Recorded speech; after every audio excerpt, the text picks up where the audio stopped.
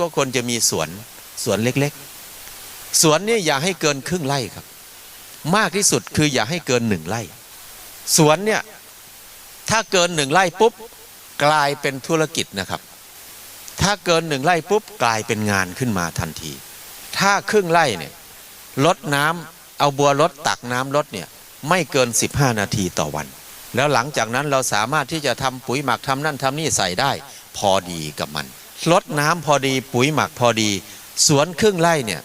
สามารถสร้างรายได้มากกว่าทำนา10 ไร่ครับผมทำแค่ครึ่งไร่ทำสวนครึ่งไร่ปลูกผักมากกว่า50 อย่างผมทำงานไม่ถึงวันละชั่วโมงนะครับแต่ผมสามารถมีเงินเก็บไว้ได้วันละ200 ถึง 300 บาทนั่นคือเงินฝากครับ